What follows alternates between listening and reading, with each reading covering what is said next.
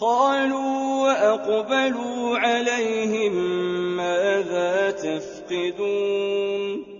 قالوا نفقد صواع الملك ولمن جاء به حمل بعير وأنا به زعيم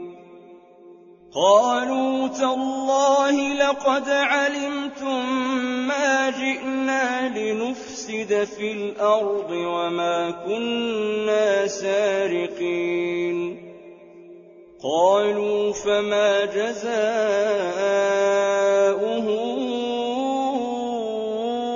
إن كنتم كاذبين قالوا جزاؤه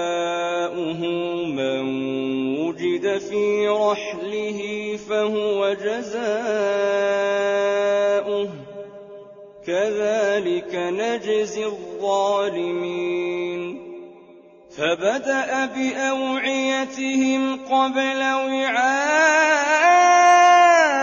أخيه ثم استخرجها من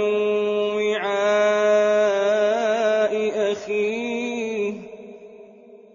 كذلك كدنا ليوسف ما كان ليأخذ أخاه في دين الملك إلا أن يشاء الله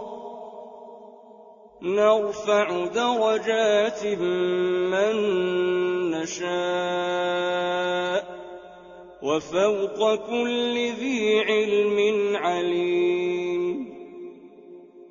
قالوا إن يسرق فقد سرق أخ له من قبل فأسرها يوسف في نفسه ولم يبدها لهم قال أنتم شر مكانا والله أعلم بما تصفون قالوا يا أيها العزيز إن له أبا شيخا كبيرا فخذ أحدنا مكانه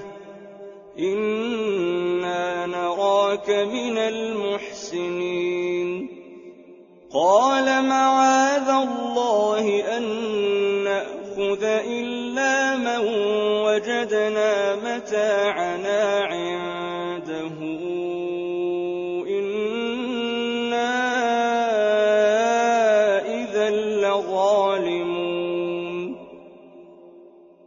فلما استيئسوا منه خلصوا نجيا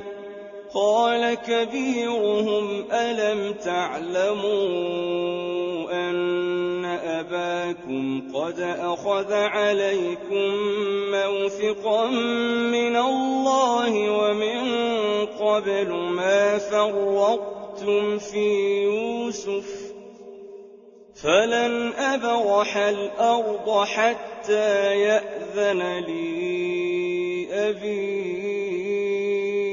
أو يحكم الله لي وهو خير الحاكمين